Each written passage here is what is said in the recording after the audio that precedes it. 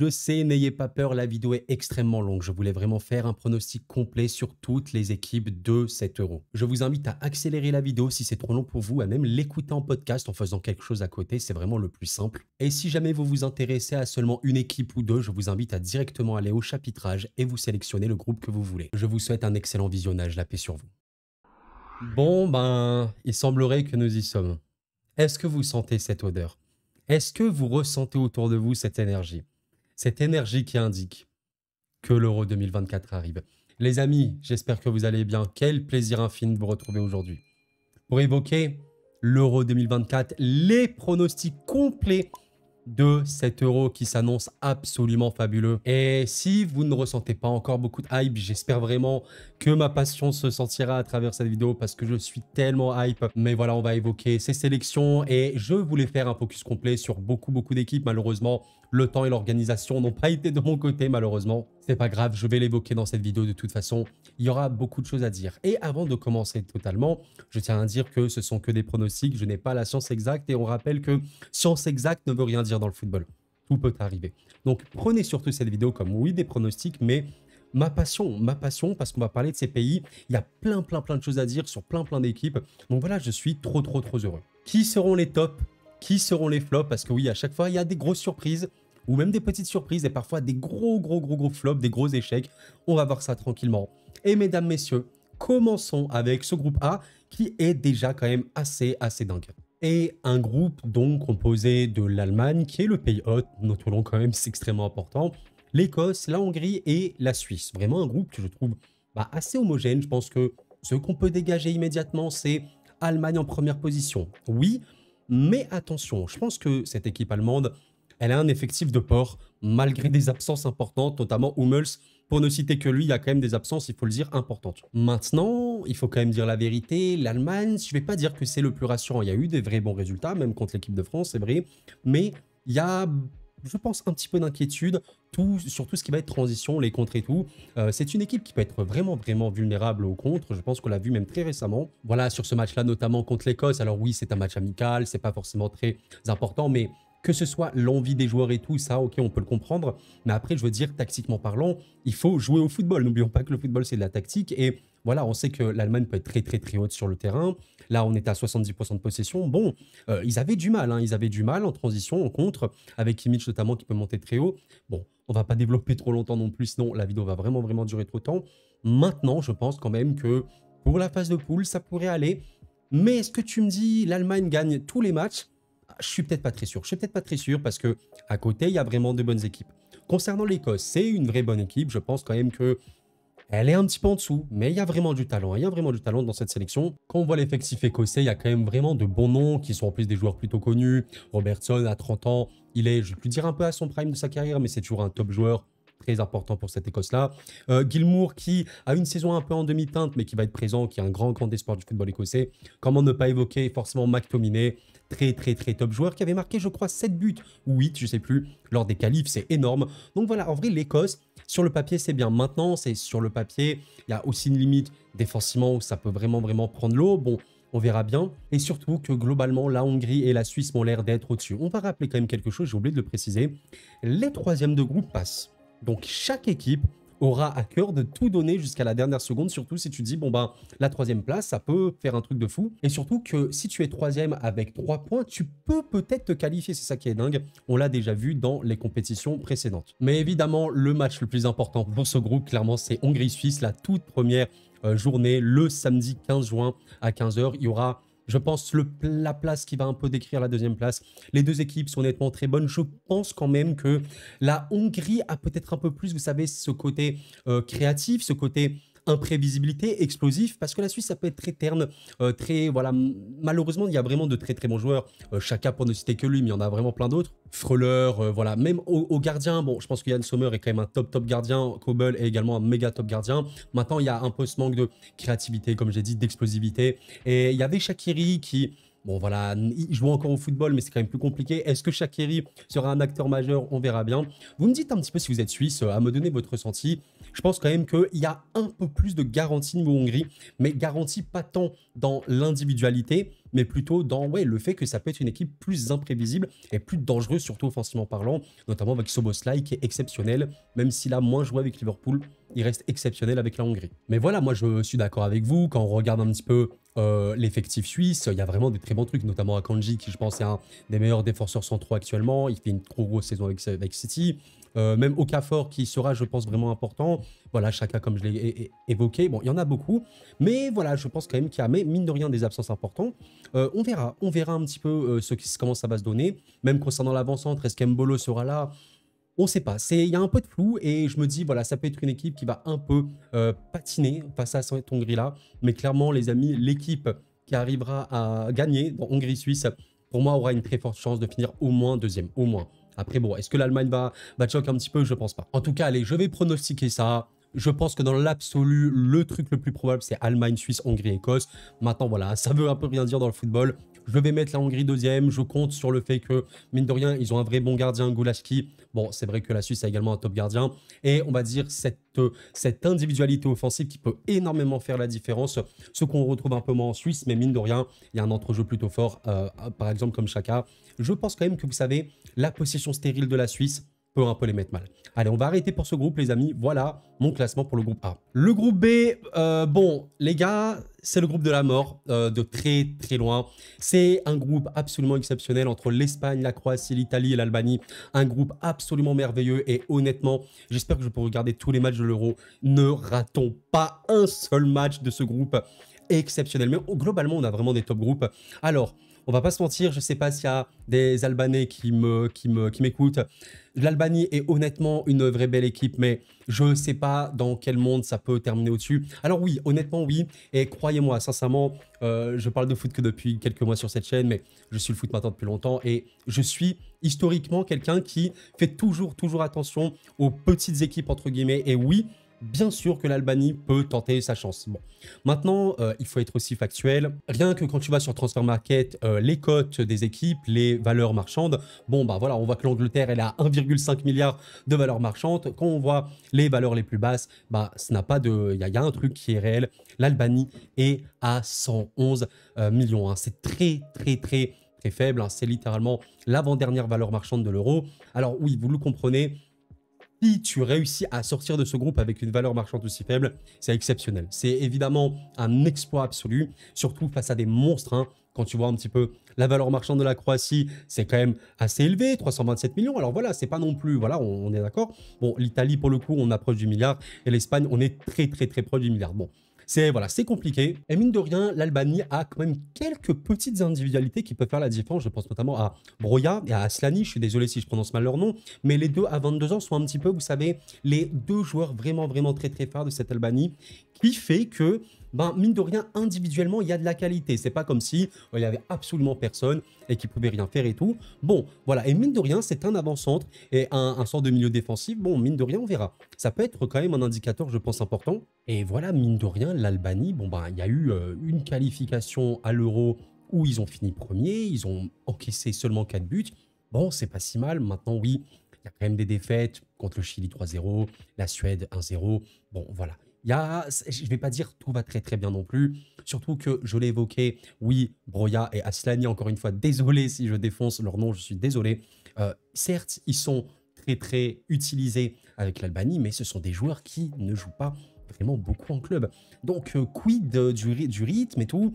Bon, vous l'avez compris, l'Albanie a de quoi, je pense qu'il y a la volonté, surtout dans ces petites équipes, il y a toujours énormément de volonté de bien faire. Ça, c'est très clair. Maintenant, si vous me posez la question, Koro, est-ce que tu penses que ce sera l'Albanie, la surprise parmi les petits? Malheureusement non. Malheureusement non, parce qu'il y a 3 monstres à côté. Et oui, je dis bien 3 monstres, parce que si on appelle ça le groupe de la mort, c'est parce qu'il y a la Croatie. Parce que s'il n'y avait pas la Croatie, ce serait juste un groupe avec 2 gros et 2, on va dire, un peu plus petits. Mais non, c'est le groupe de la mort parce qu'il y a la Croatie. Et je vous dis un truc, la Croatie, je vais un petit peu oser le truc. Et je ne vais pas les mettre 3e. Et oui, je ne vais pas mettre 3e la Croatie. Pour moi, n'enterrons jamais cette équipe qui est largement, et j'insiste là-dessus, largement une des équipes avec le plus de résilience possible. C'est-à-dire la capacité à rebondir dans l'adversité. c'est bien la Croatie. On se souvient de matchs absolument irréels avec la Croatie, notamment ces quarts de finale de Coupe du Monde où les Croates repartent en demi-finale absolument dingue en éliminant le Brésil.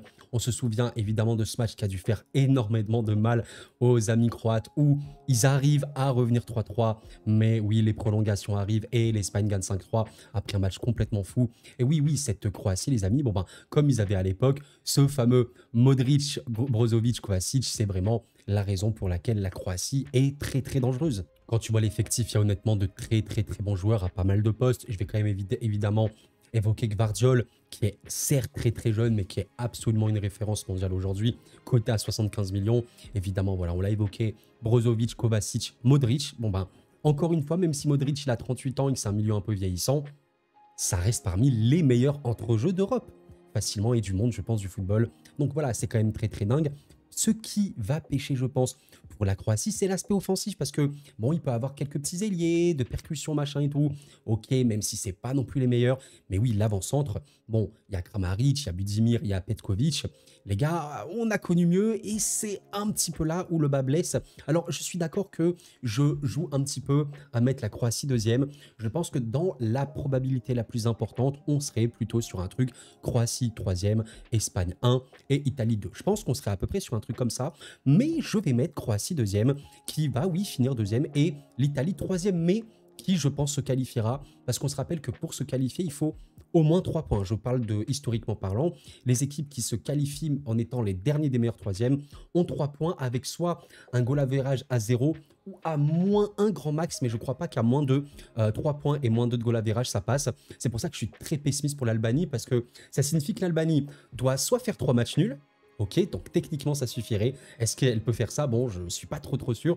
Ou alors gagner contre un des gros et ne pas avoir un goal average trop négatif, ça me semble quand même extrêmement compliqué. Et je pense que oui, vraiment, la Croatie, en plus, ce qui est vraiment bien, c'est que c'est une équipe qui peut refuser le ballon, qui peut, bon, généralement, elle peut avoir le ballon un peu stérile et tout, machin, je suis bien d'accord, mais elle peut ne pas l'avoir et réussir à être très, très dangereuse en transition, etc., machin. Donc, attention vraiment à cette Croatie qui peut être très, très dingue. Hein. D'ailleurs, quand on se souvient de ce match-là, Croatie-Espagne, c'est un remake hein, qui va arriver. Bon, bah, la Croatie avait fini, il y avait quasiment 30% de possession. Ça a pu faire vraiment mal dans le dos. Et on sait très bien que l'Espagne surtout est une équipe de possession absolue. C'est l'équipe de possession ultime. L'Italie, même si ça a changé, peut quand même avoir le ballon, même longtemps, il faut le dire. La Croatie peut totalement performer contre eux. Je pense qu'on verra à quel point il y aura la finition. Comme on l'a compris, c'est la qualité offensive qui peut un petit peu inquiéter.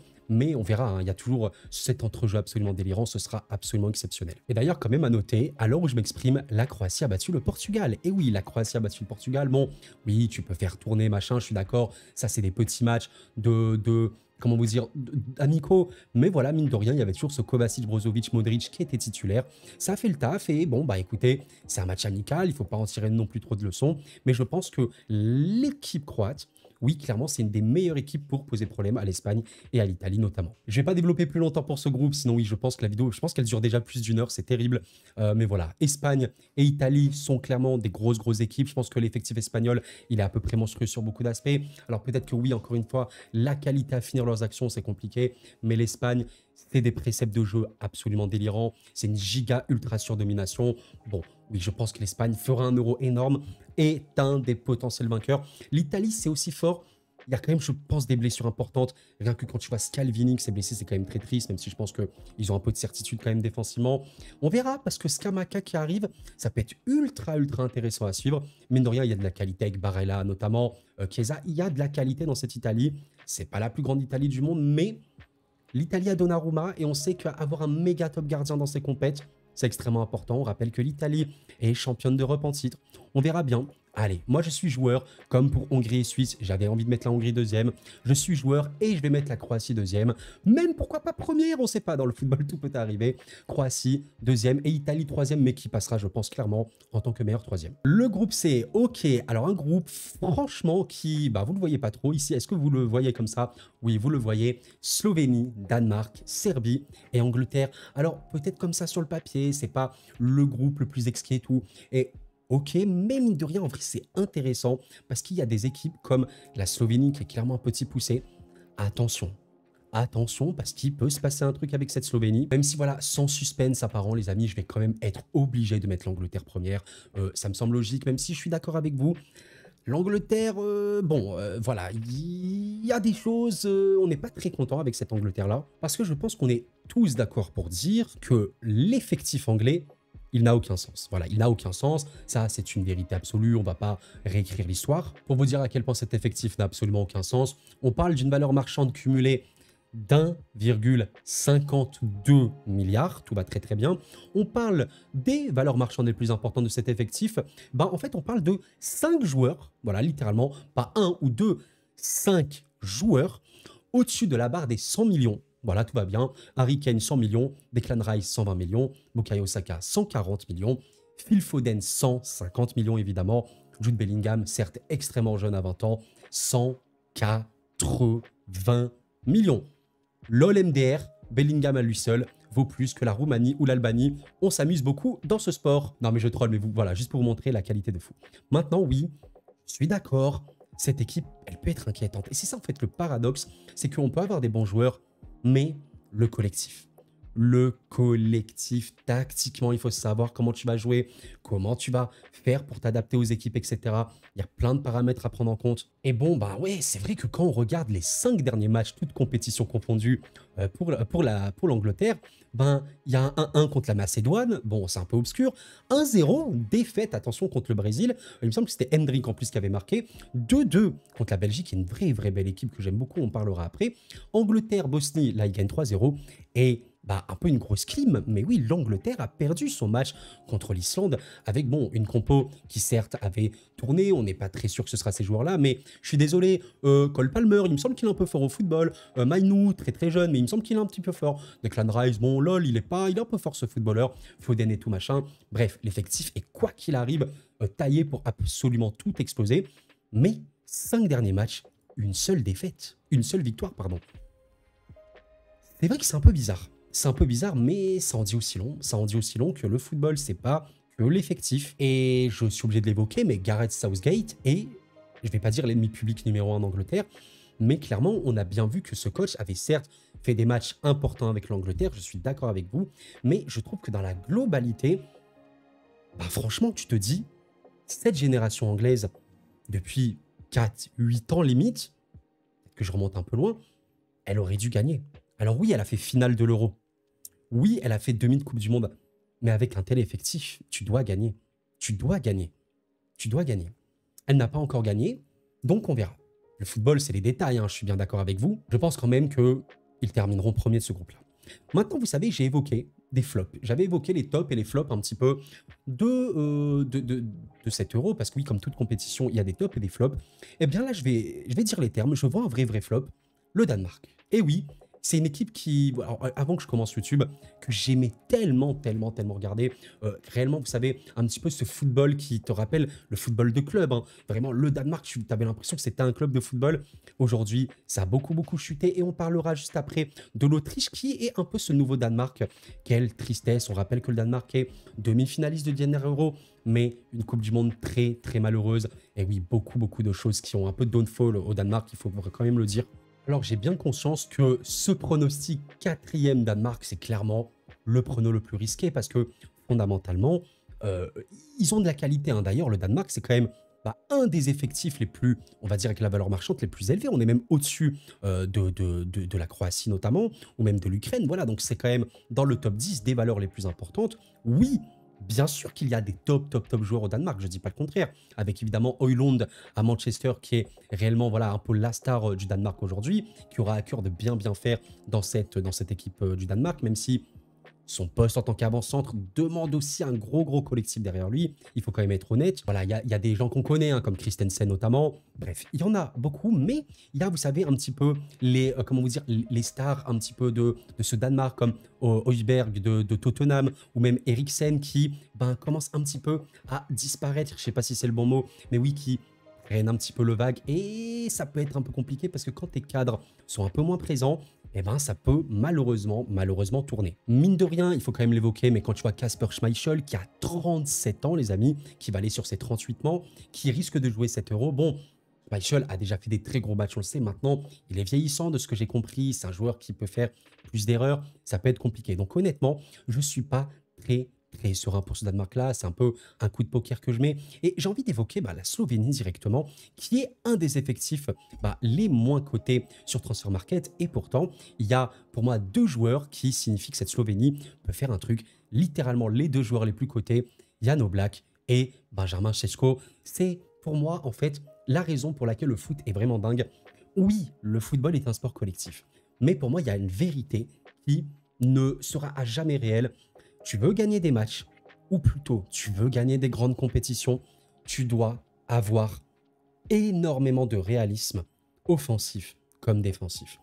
Qu'est-ce qui incarne le plus le réalisme qu'un buteur et un gardien?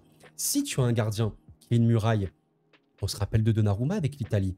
C'est Donnarumma le meilleur joueur de l'Euro, la muraille. Et si tu as le réalisme offensif, cette Italie-là avait réussi à mettre les buts dans les moments les plus clutch, tu remportes une compétition. Et mine de rien, la Slovénie, qui oui, globalement, l'effectif, c'est dur. Je suis bien d'accord, même si c'est une vraie belle équipe. Oblak, c'est le réalisme derrière, même si voilà, il fait une saison peut-être un peu moindre, mais il a été tellement exceptionnel ce gardien, et il est toujours avec la Slovénie, donc c'est vraiment bien. Et Šeško, très jeune, un peu une révélation de cette saison, qui peut être extrêmement décisif. C'est pour ça que je suis pas ultra pessimiste pour la Slovénie, qui va ouvrir sa compétition en plus contre le Danemark.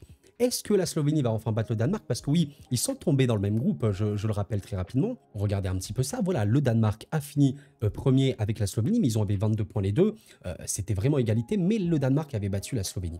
Est-ce que c'est possible que l'inverse se passe? Je pense que c'est possible. Et la Serbie, oui, c'est vrai que je ne l'ai pas encore évoqué. Un effectif, mine de rien, qui, vous voyez, est un peu au milieu. Donc, il y a quand même des joueurs bien cotés. Et évidemment, je pense que si on doit parler des joueurs on va dire serbes les plus connus, les plus convoités. Il y a notamment forcément Vlahovic qui est un joueur maintenant qui a fait vraiment une bonne saison avec la Juve. Très bon en avant-centre qui peut être extrêmement important. Malheureusement pour les Serbes, enfin malheureusement, je ne sais pas si c'est le terme, mais Mitrovic qui a fait une saison énorme, mais bon, en Arabie Saoudite. Est-ce que Mitrovic va être titulaire? Dites-moi un petit peu si vous êtes serbe. Peut-être qu'il y a des Serbes qui m'écoutent, c'est possible.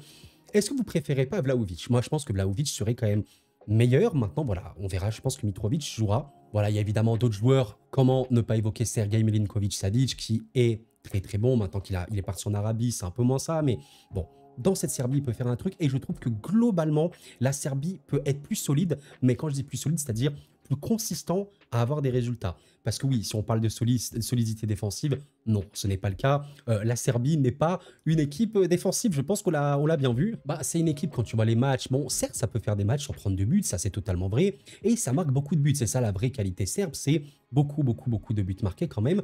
Maintenant, oui, voilà, c'est vrai que tu peux te prendre pas mal de buts par-ci par-là. Je pense que rien que si on se souvient voilà, de la dernière Coupe du Monde de mémoire, tu te prends 2 buts contre le Brésil, 3 contre le Cameroun, 3 contre la Suisse, mine de rien, c'est vraiment beaucoup pour des poules, on rappelle.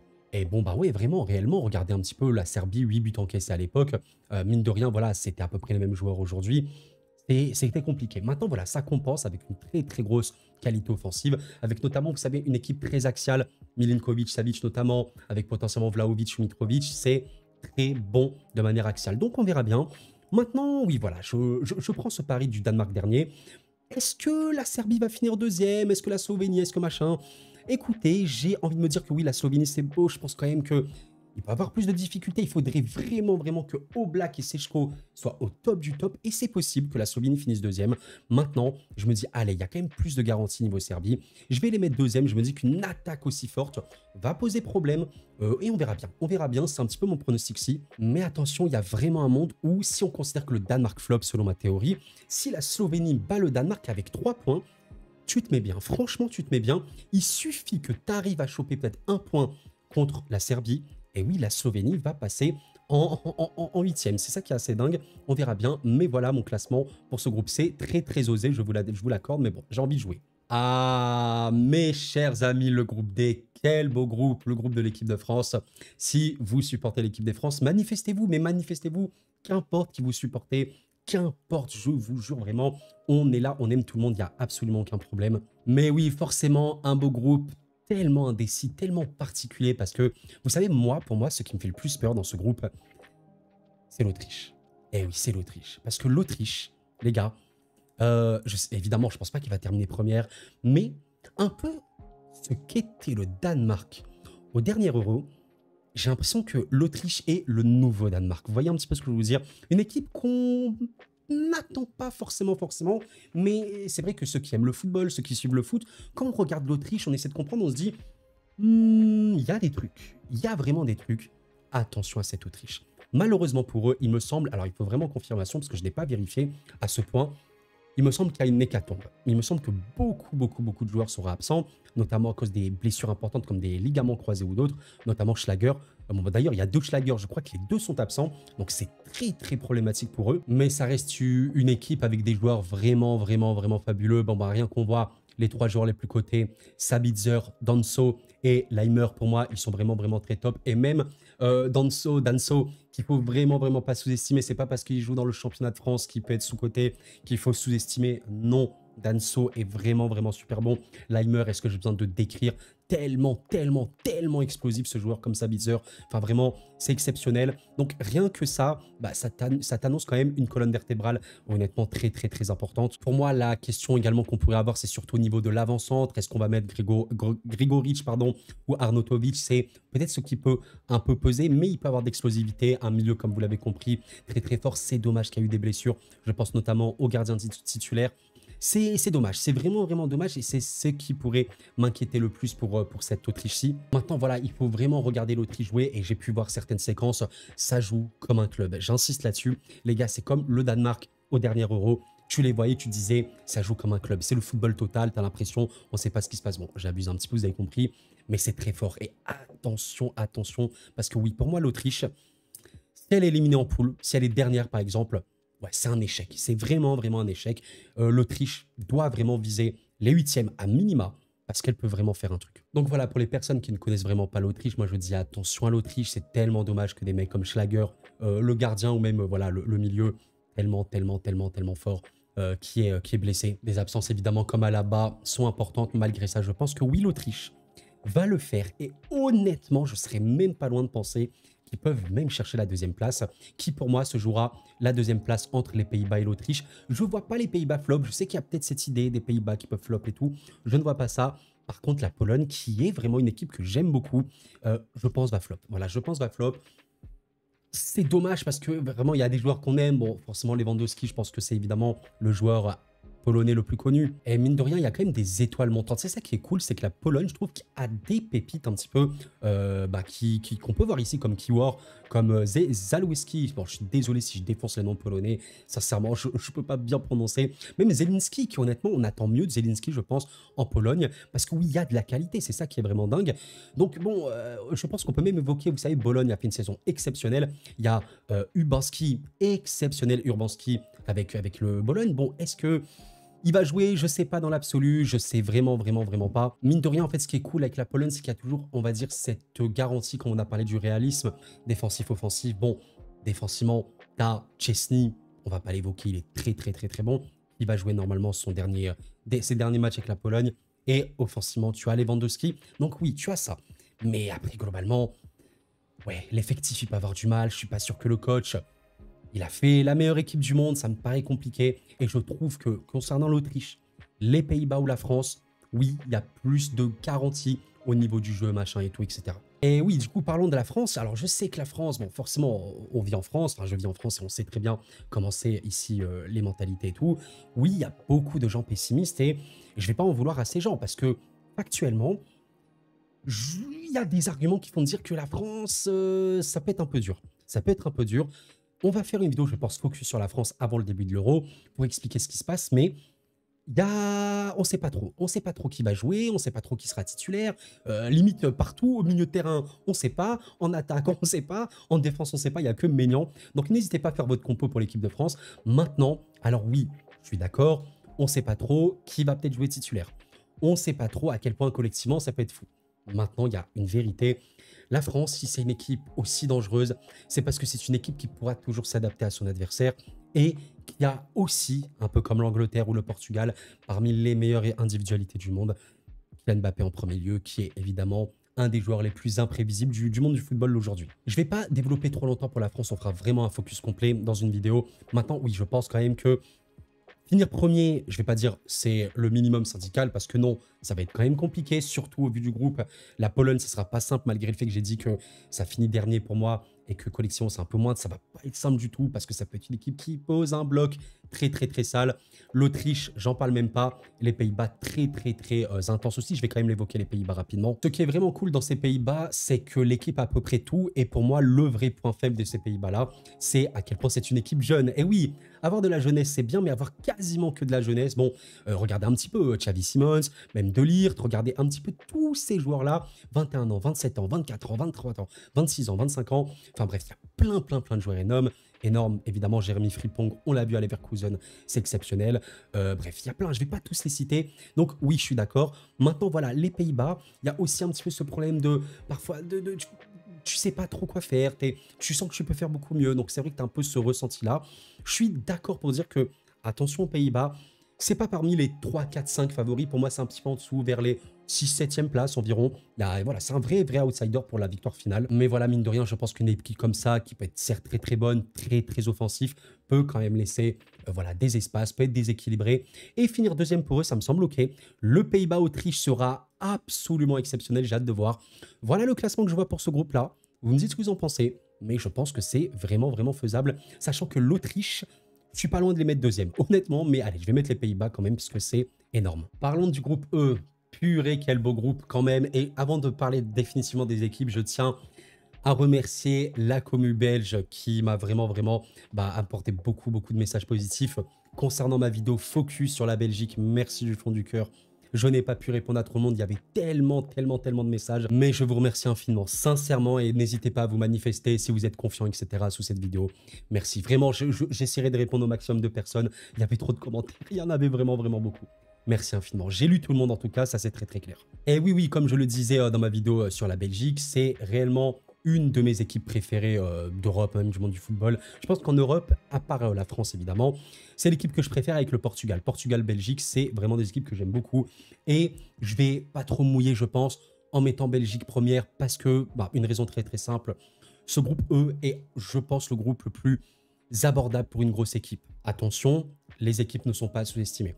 L'Ukraine est pour le coup très bonne et je pense que oui, je vais mettre l'Ukraine deuxième directement. La Slovaquie et la Roumanie, je suis un peu triste pour ces équipes-là, mais pas tant que ça parce que oui, on va regarder un truc rapidement, hein. En fait, ce qui est très drôle, c'est que la Slovaquie est littéralement parmi les effectifs les moins valorisés en Europe. On voit qu'il y a une valeur marchande de 156 millions, donc c'est honnêtement assez faible. Alors là, pardon, vous voyez pas trop, là vous voyez mieux. Et la Roumanie, ces derniers, moins de 100 millions, rendez-vous compte d'un truc.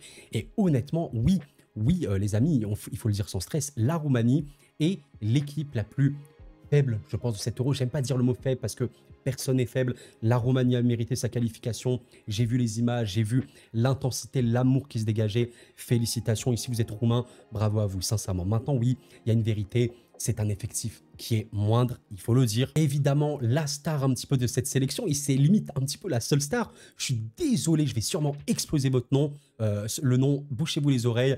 Radu Dragusin, le joueur qui joue à Tottenham, est réellement la référence du football roumain, qui est, voilà, à 25 millions. À lui seul, il vaut un quart de l'effectif roumain. Il faut vraiment le dire.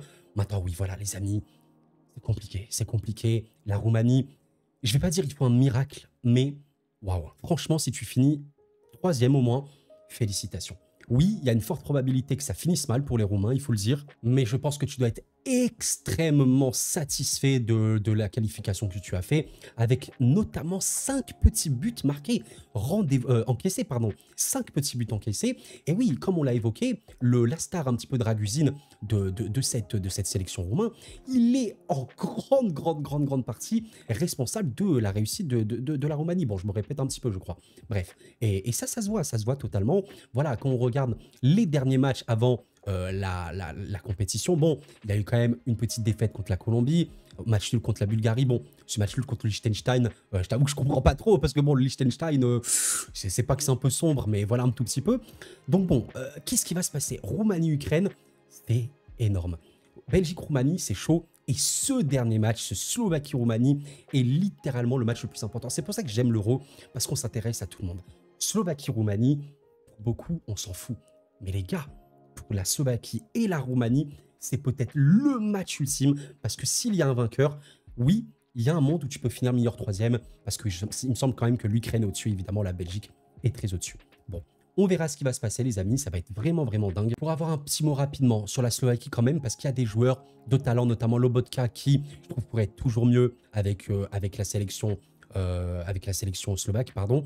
Il y a Milan Skriniar qui est évidemment un peu la référence et David Anko, même si Anko, honnêtement, alors je trouve que c'est largement un des défenseurs les plus sous-cotés. Il est catégorisé comme défenseur central, mais j'ai vu comme quoi, j'ai fait un petit peu de recherche, dites-moi si je me trompe, il joue vraiment latéral en vrai avec la Slovaquie et honnêtement, il est exceptionnel, hein, il est exceptionnel. Réellement un des joueurs qui, même moi, j'aimerais l'avoir dans mon club. Anko, exceptionnel. Bon, voilà, on va regarder très rapidement son profil statistique sur Football Ref. Il joue avec le Feyenoord. Regardez un petit peu, les amis. Voilà, c'est très, très, très, très vert. Le mec, il est surtout connu pour avoir une qualité de passe absolument folle, même une très, très importante qualité de tir, mine de rien. Et on voit qu'il contribue beaucoup au tir et au but de son équipe. Et évidemment, une qualité balle au pied exceptionnelle. Anko est pour moi le vrai joueur star phare de cette sélection, parce que oui, Skriniar est le capitaine. Je trouve quand même que c'est un joueur beaucoup, beaucoup moindre, qui a pas fait forcément une bonne saison, et même avec la fin de l'Inter, c'était compliqué, il faut quand même le dire. Et d'ailleurs, oui, voilà, si on regarde très rapidement son profil à lui, bon, on peut voir qu'il y a beaucoup, beaucoup plus de rouge. Un joueur qui, malheureusement, peut être très neutre. Alors oui, il a une vraie, vraie bonne qualité de passe, mais il prend pas non plus des milliards de risques, mais c'est surtout ça, sa qualité. Après, c'est un peu plat, c'est un peu compliqué. Voilà. Il faut le dire, donc voilà, la Slovaquie, il y a des vrais, vrais joueurs. C'est surtout ces trois joueurs, Lobotka, Skriniar et Anko, qui font que... Maintenant, oui, c'est une équipe dans l'absolu qui est beaucoup plus faible que les autres. Est-ce qu'ils vont le faire?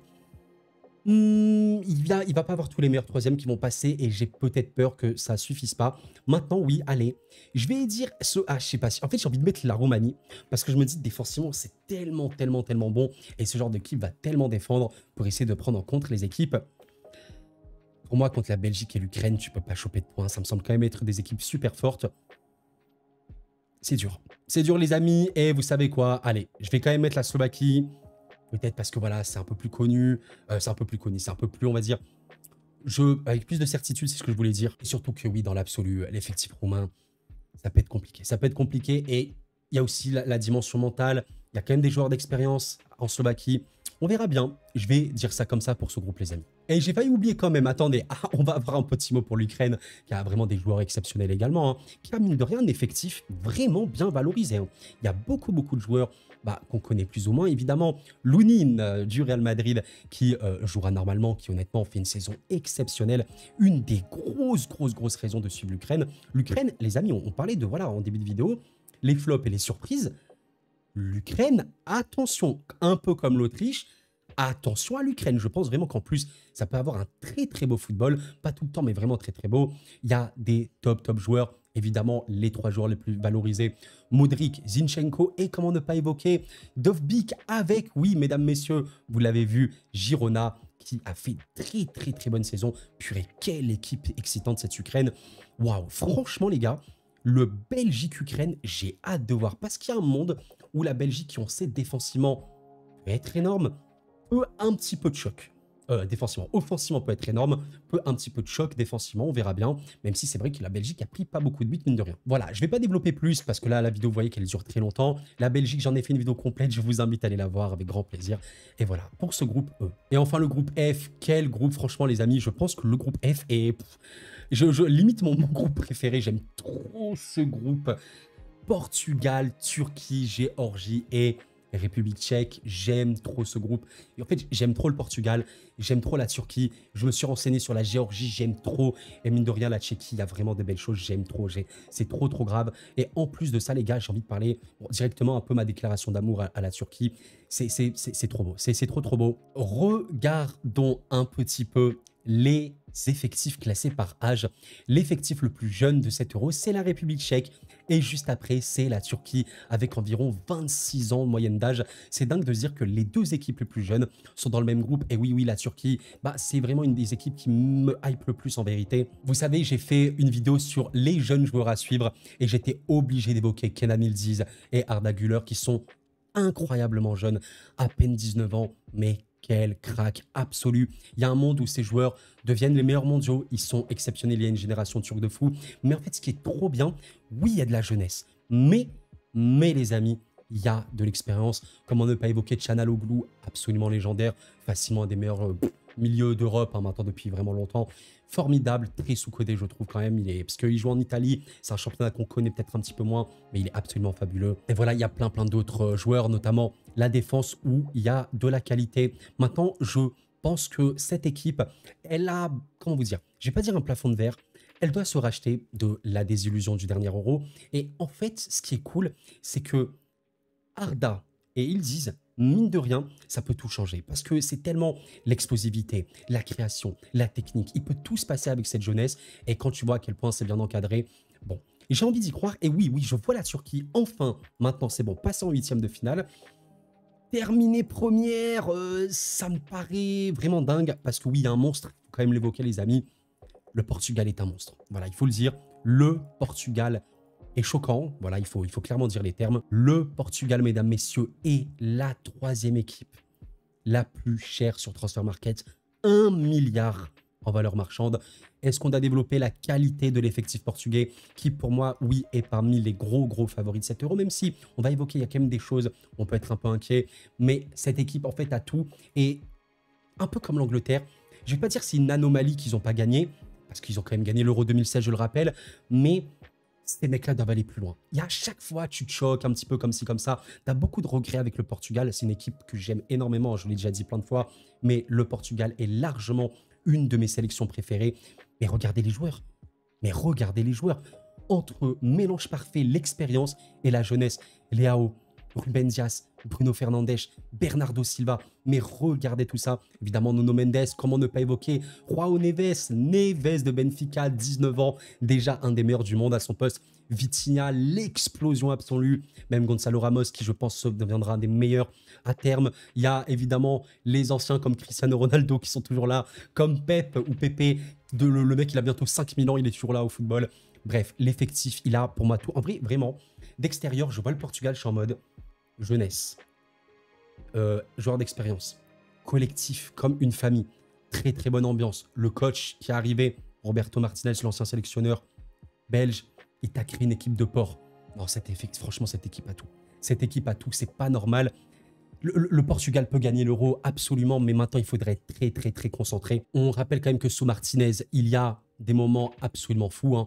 Énormément de matchs gagnés, 4-0, 6-0, 3-1, 1-0, 1-0, 9-0, bon oui, il y a des équipes moindres, beaucoup de clean sheets, 3-2 ici, 5-0 contre la Bosnie, 2-0 par-ci, 2-0 par-là, 5-2 contre la Suède, c'est dingue. Alors c'est quand même dommage, parce que là sur les 3 derniers matchs, il y a une défaite, un peu dommage contre la Slovénie qui va jouer l'Euro, qui mine de rien a de la qualité, il faut l'évoquer, et la Croatie qui pour le coup est une très grosse équipe, pour moi environ dans le top 8 de cet Euro, donc attention, maintenant voilà, il y a de la qualité. Là, je pense que ça a aussi testé des trucs. On verra bien ce qui se passe, mais pourquoi le Portugal est aussi fort? Tu as trop de joueurs bons en 11 titulaire et tu as un banc de porc. Tu as un banc de porc, c'est ça le truc. Pour gagner un Euro, c'est aussi le banc. Quand tu as un 11 titulaire top, c'est cool, mais quand tu as un banc de porc également, c'est très bien. J'ai confiance en Roberto Martinez pour que cette équipe soit honnêtement très bonne. On l'a bien vu, il y a eu des préceptes en plus qui ont été retrouvés assez dingues, il y a des victoires extrêmement convaincantes. Oui, je vais mettre le Portugal premier, les amis, de ce groupe.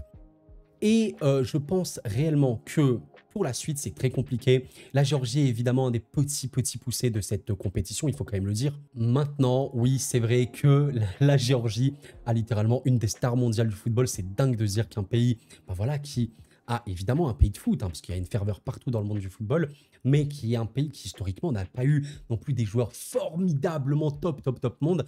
Et pourtant, Kvisha Kvaratskhelia, 80 millions sur Transfer Market existe. Beaucoup de talent. On verra un petit peu ce qui se passe avec notamment Madarashvili qui jouera normalement titulaire. Est-ce que Mikotadze jouera? On ne sait pas, mais qui a fait une saison de gros porc, hein, réellement. Très bon joueur. Je pense qu'il va percer totalement. Et franchement, j'ai envie de croire à la Géorgie. Elle, j'ai vraiment des espoirs qu'elle peut faire une surprise. Tu vois, par exemple, l'Albanie. Je pense que l'Albanie aurait clairement pu sortir de son groupe si c'était pas ce groupe B. La Géorgie peut faire un truc, ça va être super chaud quand même, parce que mine de rien, même la Tchéquie, et honnêtement, il y a vraiment de belles choses. Il y a vraiment des très bons joueurs, notamment Choussek, qui devra normalement jouer. Je sais qu'il a eu un problème, il me semble disciplinaire, mais il devra jouer, qui a un taulier. Patrick Schick, qui a connu beaucoup de problèmes, a fait une saison à peu près stable à Leverkusen. Bon, on verra bien tout ce qui se passe. Ça va être particulier. Koufal jouera également normalement. Les deux de West Ham, c'est ça qui est assez drôle. Les deux de West Ham devraient être ici. Ça va être dur. Ça va être dur. C'est honnêtement un groupe super compliqué pour moi. Le Portugal premier. Je vais pas dire que ça me semble sûr à 100% parce que le football, c'est tellement dingue. Et oui, peut-être que le Portugal peut te choquer, mais j'y crois pas trop. Turquie, je les vois quand même bien. On verra en fait la Turquie s'ils auront le répondant de confirmer que leur jeunesse et leur expérience peuvent parfaitement, on va dire, se cumuler et être exceptionnelles. Maintenant, allez, j'ai envie d'être joueur. Je pense que dans l'absolu, Czechie a un avantage pour beaucoup de raisons. Maintenant, j'ai envie de croire un petit peu en, vous savez, ces histoires du football. Une équipe petite comme ça, avec un joueur absolument délirant comme Kvaratskhelia, qui va totalement porter son équipe. Mine de rien, le gardien Mamadashvili, je trouve qu'il peut être bien, même très très bien. Ah là là, le réalisme défensif, offensif, on sait ce que c'est. Et on va dire Géorgie troisième. Et Géorgie, peut-être qu'il passerait en huitième de finale, mesdames, messieurs. Bon, et du coup, voici les meilleurs troisièmes. Je le rappelle, pour que tu passes en tant que meilleur troisième, on l'a vu, j'ai fait un petit résumé. Dans les dernières compétitions Coupe du Monde et Euro, quand tu avais 4 points, tu étais quoi qu'il arrive en huitième de finale. Donc si tu as 4 points, tu es en huitième. Si tu as 3 points, c'est plus compliqué, mais de ce que j'ai vu, les équipes avec 3 points et une différence de but de 0 passent en huitième. 3 points et moins 1 en différence de but, c'est plus compliqué, mais c'est déjà arrivé que tu passes en huitième. Par contre, quand tu as du moins 2, bah, j'ai pas vu d'équipe de mémoire qui passait en huitième avec du moins 2. Il faudrait juste voir la dernière CAN, parce que je crois que la Côte d'Ivoire est passée avec moins 3, c'était absolument irréel, et elle a gagné la compétition. Bon, honnêtement, déjà dans ce groupe B, j'ai mis l'Italie, voilà, si vous l'avez entendu, je ne vais pas redévelopper, troisième, je pense quand même que ça va passer. La Suisse dans ce groupe, est-ce que tu passerais? Je considère que c'est vraiment possible. Je pense qu'on peut dire oui. Ok. Maintenant, c'est là où c'est plus compliqué, parce que l'Autriche tombe avec les Pays-Bas et la France, et je me dis que si l'Autriche, par exemple, bat la Pologne et arrive à choper un match nul, ce qui est vraiment possible, alors oui, l'Autriche peut passer. Bon, c'est honnêtement très compliqué. Et voilà. Et les dernières équipes, Slovénie, Slovaquie et Géorgie, c'est vraiment, vraiment beaucoup plus compliqué, mais je pense quand même que pour la Slovaquie, c'est très compliqué dans le sens où la Belgique, c'est une équipe qui peut tellement, tellement planter de buts. Donc, niveau goal average, tu peux vraiment, vraiment souffrir. La Géorgie, bah, c'est un peu pareil. Ça peut être très, très compliqué. Et la Slovénie, eh ben, mine de rien, alors oui, il y a la Serbie qui peut beaucoup, beaucoup marquer de buts. Mais je me dis que la Slovénie, c'est un peu l'équipe qui, si elle arrive à battre le Danemark, bon, avec des si on refait le monde, et faire un match nul, ben, c'est pas non plus le truc le plus improbable pour moi. C'est honnêtement possible. Quelle est l'équipe parmi ces trois où je vois le plus remporter 3 points ou plus 4 points? Je me dis quand même que c'est la Slovénie. Je pense quand même que c'est la Slovénie, donc je vais mettre la Slovénie. Comme je l'ai également dit, Sesko plus Oblak égale potentiellement, bah voilà, un réalisme de malade. Je vais mettre ça, même si bon, il y a tellement une forte chance que déjà mon tableau, il est complètement faux. C'est ça la beauté des pronostics. Et mesdames, messieurs, après 46 minutes de vidéo, la vidéo est tellement longue, j'espère vraiment que ça vous dérange pas. Moi, je développe, j'aime trop le football. Voyez ça comme mes pronos globaux, et même pour parler des équipes, je fais pas juste mes pronos, juste pour faire des pronostics sans rien. Je développe tout, je parle de ces équipes de foot exceptionnelles. Et là, on est là. Normalement, la vidéo ira plus vite à partir de là. Le tableau final. Qui va remporter cette compétition? En tout cas, selon mon tableau, Espagne et Suisse s'affronteraient en huitième. Bon, je vais moins développer, mesdames, messieurs, à partir de là. Je vais mettre l'Espagne qui va passer pour une raison simple. La Suisse a plein de qualités. Même un top gardien qui, honnêtement, peut tout changer. Maintenant, je trouve que la Suisse, c'est globalement un peu trop neutre. Et l'Espagne a trop de qualité sur absolument tout. Voilà, c'est ça qui est dingue. Espagne, c'est de la qualité absolument partout. Il y a de la jeunesse, il y a de l'expérience, il y a tout ce que tu veux. Il y a le gâteau, il y a le dessert, il y a le plat principal, il y a tout. Tout est en Espagne.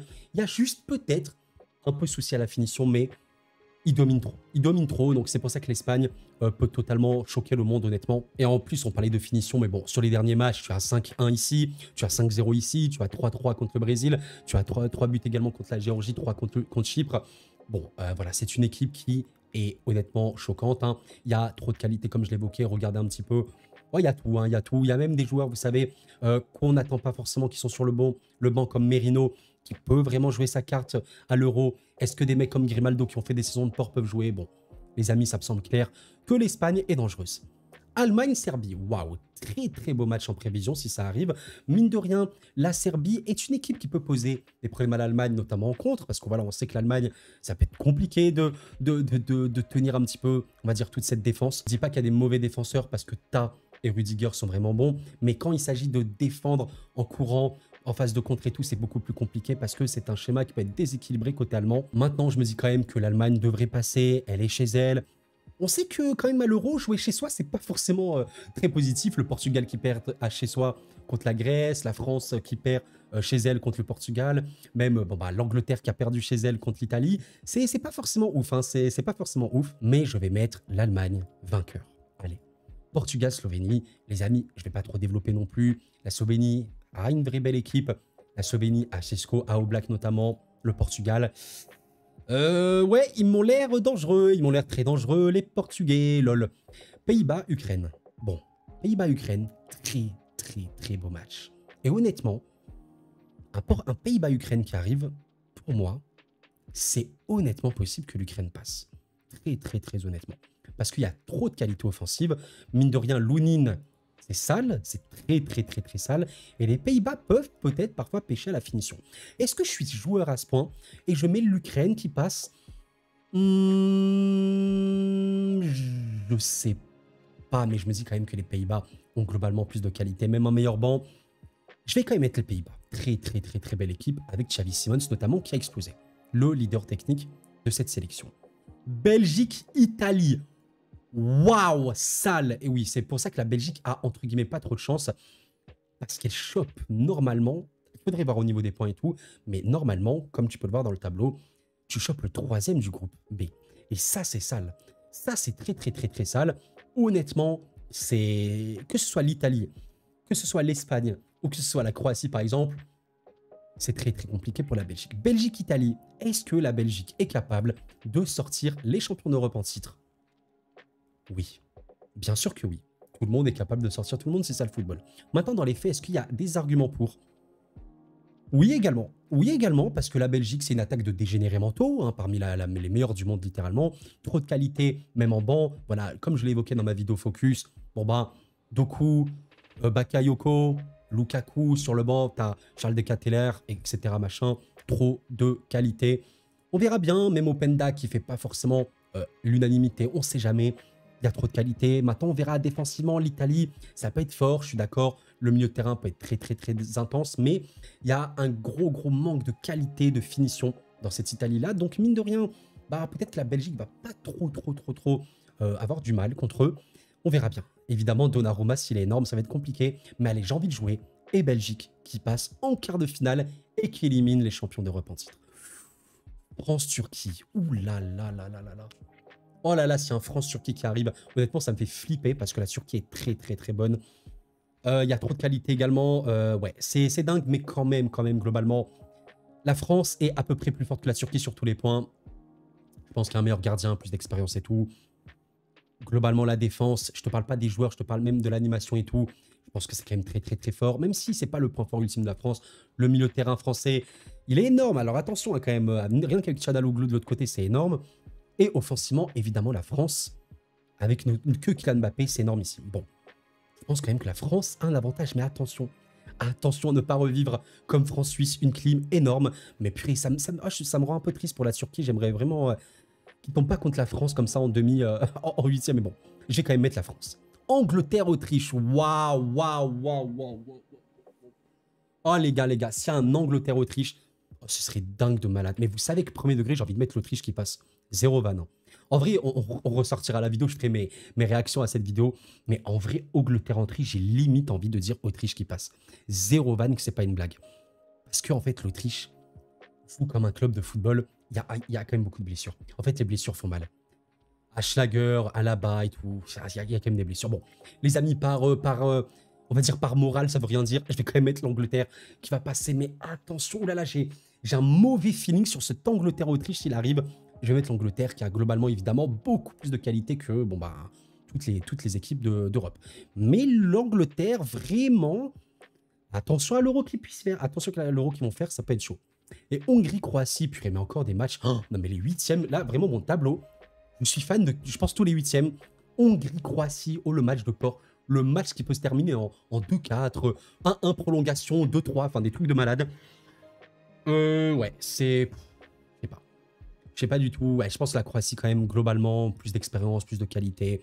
Modric jouera le match de sa vie également. La saison de sa vie également. Enfin, le tournoi de sa vie, je veux dire. Il y a un entrejeu de fou furieux en Croatie. C'est dingue, les amis. Et voilà, je vais quand même mettre la Croatie. Et on va directement passer au quart. Et vous savez quoi? Moi, je n'attends pas Angleterre-Croatie. J'ai envie d'être cinglé. Oui, les amis, on va me dire que je suis cinglé et tout. Je vais mettre la Croatie. Voilà, je suis énervé. Et non, en fait, je vous troll. Je vais mettre l'Angleterre. Je vais mettre l'Angleterre parce que, en vérité, vous avez remarqué, oui, j'aime la Croatie, mais factuellement, je pense que cette équipe peut faire beaucoup de choses. La Croatie-Angleterre, il y a une forte chance qu'il n'arrive pas. Parce que oui, la Croatie est dans le groupe de l'Espagne et de l'Italie. Donc, moi, j'avais mis la Croatie deuxième. Dans l'absolu, je pense quand même que l'Angleterre devrait passer. Mais s'il y a cette Angleterre-Croatie-là, comme Autriche, j'ai un mauvais feeling pour l'Angleterre, si tu veux. Ah, je sais pas. Pour moi, la Croatie peut vraiment poser d'énormes problèmes à l'Angleterre. Mais vraiment d'énormes, énormes problèmes. D'ailleurs, vous savez, ce qui est très drôle, c'est que j'ai retrouvé ça en 2018. Bon, maintenant, ça date, hein, il faut le dire. Mais la Croatie avait battu l'Angleterre, en prolongation d'ailleurs, avec une équipe qui avait bien dominé les Anglais. Bon, c'était un petit peu la Croatie ultime, hein. Il y avait vraiment tout. Dans cette équipe, Rakitic était encore là. Mandzukic était le top du top offensivement. Il y avait tout, hein. Il y avait vraiment tout dans cette Croatie-là. On n'est plus là, mais vous savez quoi? Vraiment, les amis, en vrai, j'ai envie d'être joueur. Vous m'en voulez pas. Messi, Angleterre-Croatie, je vais mettre la Croatie vainqueur. Parce que réellement, je vous jure, les gars, aujourd'hui, faites jouer ces deux équipes ensemble. Je pense que la Croatie est une des rares équipes d'Europe qui contre absolument toute l'Angleterre, en fait. C'est ça qui est dingue. Il y a à peu près tout. Et c'est très compliqué de jouer la Croatie. On verra bien. Mais ouais, je me dis que l'Angleterre a tellement du mal. Et oui, ce serait un échec complet. Mais bon, dans l'absolu, l'Angleterre devrait être favori. Je vais mettre la Croatie parce que je suis très joueur. Allez, on va remonter un petit peu en haut. Espagne-Allemagne. Match de porc. Alors, Espagne-Allemagne, il a une vraie chance d'arriver, lui. Espagne-Allemagne, en même temps, j'ai envie de croire en l'Allemagne cette année. Mais en même temps, j'ai envie de me dire, est-ce qu'ils vont pas encore flop et que l'Espagne, en vrai, c'est très fort. En fait, ce qui est dingue, c'est que l'Allemagne a trop de talent. Et rien que quand tu vois Florian Wirtz et Musiala, peut-être qu'ils sont trop jeunes et qu'ils n'ont pas encore trouvé leur place à 100% dans cette équipe-là. On a vu contre la Grèce, encore une fois, que c'était très compliqué. Je pense qu'il y a encore beaucoup à apprendre pour l'Allemagne et qu'il y a des joueurs, notamment des cadres, qui ne sont pas au niveau. Honnêtement, Kroos, un joueur que j'aime énormément, hein, qui m'a fait le plus rêver dans ma vie de supporter de foot, honnêtement. Mais Toni Kroos, pas que lui, Rudiger, même Neuer, qui a encore fait une faute avec, contre la Grèce. C'est compliqué. Je pense que Nagelsmann n'est pas totalement convaincu, honnêtement, les amis. L'Espagne, elle, on sait comment elle va jouer. On sait comment elle sera forte et on sait comment ça peut être très dangereux. Maintenant pour l'Allemagne, j'ai un petit crédit pour eux, si tu veux. C'est que l'Espagne aura le ballon. Et je pense vraiment qu'on ne verra pas une Allemagne plus forte que quand elle pourra partir en contre. Notamment avec la qualité de passe de Kroos, même voilà, d'Endrich. Il y a vraiment de la qualité de fou. Florian Wirtz, Musiala et tout en contre, machin, c'est dingue. Havertz, c'est un joueur de ballon de fou et tout. Donc j'ai envie de te dire que dans l'absolu, pour moi, l'Espagne est plus forte. Je pense vraiment que l'Espagne est plus forte, plus sûre et tout. Maintenant, j'ai envie de croire en la théorie de... Peut-être qu'au début, l'Allemagne ne sera pas très forte, mais tu vas prendre de la confiance, tu joues chez toi. En huitième, t'es fort. En quart, t'es encore plus fort. En demi, t'es encore plus fort. Et c'est pour ça que, de par la physionomie, je m'attends à une possession espagnole et des contre allemands. Je vais mettre l'Allemagne qui passe. Juste par rapport à ça, dans l'absolu, oui, je pense que l'Espagne est globalement plus forte, mais j'ai envie de dire Allemagne. Vous me dites ce que vous en pensez. Portugal, Pays-Bas. Ça c'est du match, hein. Ça c'est vraiment du très beau match. Et en vrai de vrai, vous me dites que vous êtes portugais. Les amis, sans problème. Franchement, le tableau du Portugal, c'est vraiment pas le pire. Sincèrement, parce que déjà, tu prends un troisième de groupe, ça vraiment ça passe. Plus, tu prends potentiellement Ukraine, Pays-Bas ou quoi, où normalement ça devrait aller, parce que l'Ukraine est une très bonne équipe, les Pays-Bas évidemment, mais franchement, je vais pas dire le Portugal doit faire le taf, mais le Portugal, oui, doit faire le taf. C'est plus fort. C'est plus fort, même de ce qu'on a vu depuis la fin de la Coupe du Monde. C'est très fort. Portugal vainqueur. On va mettre Portugal vainqueur très clairement, les amis, ici. Attention, Pays-Bas, mais je me dis que, purée, c'est l'année où le Portugal doit vraiment montrer que l'effectif qu'elle a, elle est réelle. Elle est réelle. Bref, je vais mettre Portugal vainqueur. Et enfin, oh là là là là. Non, pitié. Oh là là, le Belgique-France. En vrai, j'aime trop, mais en même temps, je veux pas. J'aime trop la Belgique, mais bon, moi, je supporte l'équipe de France, vous le savez très bien. Mais en fait, j'aime bien ce match, mais je l'aime pas, les gars. Vous en pensez quoi? En vrai, c'est en France-Belgique, vous faites quoi, les gars?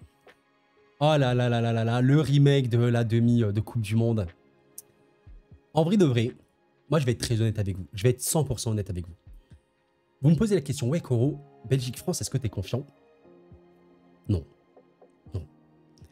Non, parce que, alors oui, qualité individuelle de la France, il n'y a pas de problème. Saliba, Konaté, même Kanté, tout. Il n'y a pas de problème. La France a une qualité individuelle de port, certes. Maintenant, on va être factuel. La France a un petit problème. C'est les latéraux. Il y a des bons latéraux. Klose, même s'il est Marseillais, il est vraiment fort. Koundé, bon, moi je le préfère en tant que défenseur et tout, mais on va être honnête. Il y a une faiblesse. Sur les côtés. Parce que même sur les côtés, si tu mets Mbappé, bon, il va pas vraiment défendre. Et Dembélé, il peut défendre, mais c'est pas ouf. Donc tu as toute une partie où c'est une faiblesse pour la France. Question. Par pur hasard, est-ce qu'il n'y a pas Bakayoko et Doku côté belge? Quand tu sais qu'il y a en plus De Bruyne et Lukaku, lol. Honnêtement, lol. Non, les gars, moi, ça me fait très flipper. Honnêtement, franchement,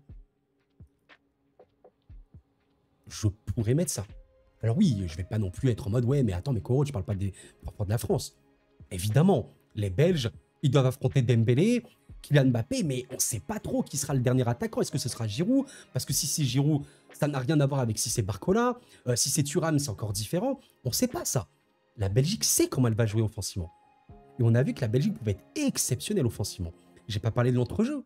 Mais ce sera quoi notre entrejeu? Parce qu'on a vu que le double pivot Kanté-Kamavinga, ok, c'est bien gentil, mais ce n'est pas Onana, Mangala côté belge. Parce que ça, c'est énorme. Les gars, j'ai peur. Je vais pas faire le mec.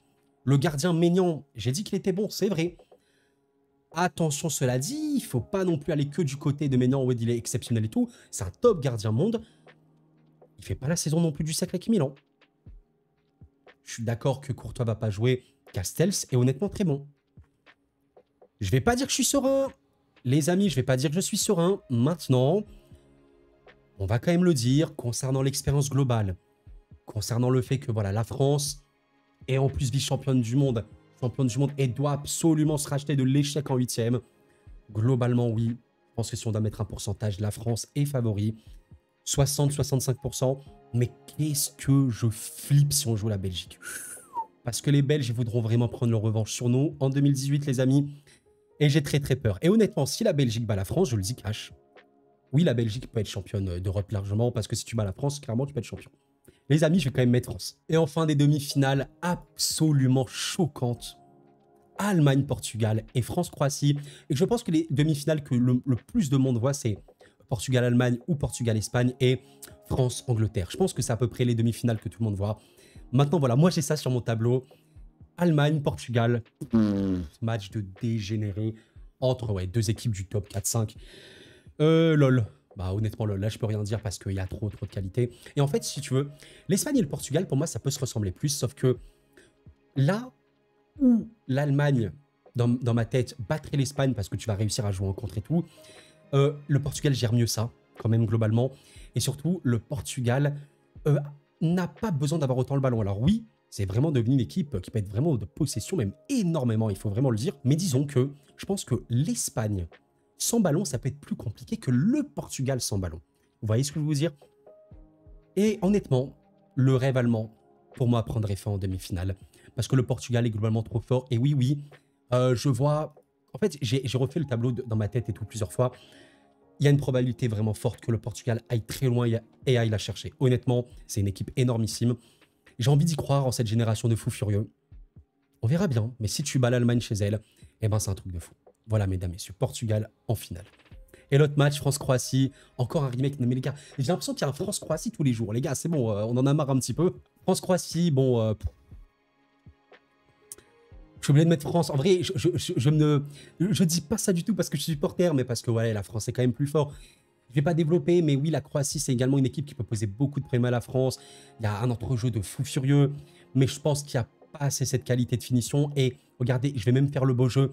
Imaginez, il y a cette demi exceptionnelle entre la France et l'Angleterre. Je vois quand même la France passer pour une raison simple. L'Angleterre, c'est, je pense, globalement même un meilleur effectif. Mais encore une fois, les joueurs du détail absolu, ils sont côté France. Je pense vraiment que c'est ça, même si oui, je suis d'accord que si France-Angleterre il y a, c'est le match le plus dur. Et oui, oui, réellement, je pense que France-Angleterre, bah, la France au coup de sifflet, peut-être qu'elle n'est même pas favori. Je pense que c'est une vérité. Mais je vois, quoi qu'il arrive, la France, elle est en finale. Parce que voilà, il y a trop de qualité, trop de bancs. Il y a trop de joueurs qui peuvent entrer et faire une différence. Il y a Kylian Mbappé, mine de rien, qu'on le veuille ou non, un joueur trop clutch qui peut tout changer à lui tout seul. Le retour de Kanté, pour moi, sera ultra précieux. On verra bien, mais voilà, Griezmann est dingue. Enfin, bref, voilà. Et mesdames, messieurs, en finale, Portugal-France. Portugal-France, un de mes plus gros traumatismes, hein, je vais pas faire le mec. Est-ce que la France reperdrait contre le Portugal, mesdames, messieurs? Parce que oui, Portugal-France est une finale, factuellement, qui peut arriver.